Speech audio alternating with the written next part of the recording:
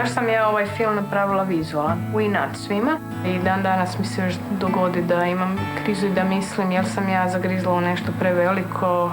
Ti su govorili, ma kako ste svi to zamislili, vi ste slijepi, pa vi to ne možete.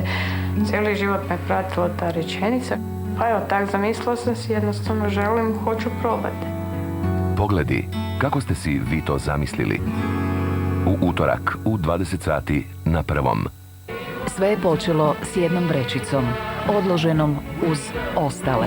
Disposable plastic. Why would you make something that you're going to use for a few minutes out of a material that's basically going to last forever? We put our garbage at the end of the driveway and the sanitation crew comes and picks it up and it goes away. Where's away?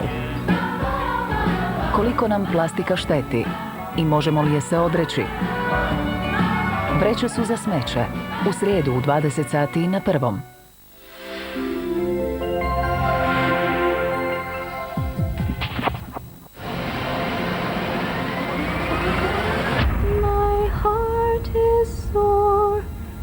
Until it joins in song, we your heart maiden.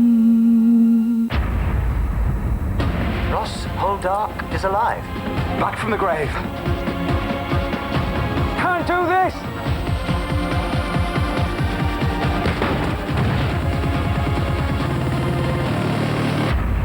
Poldark, danas u 16:30 na Prvom.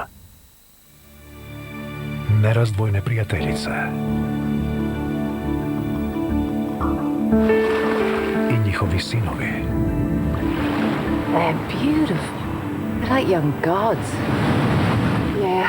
U neobičnoj igri hirovite sudbine.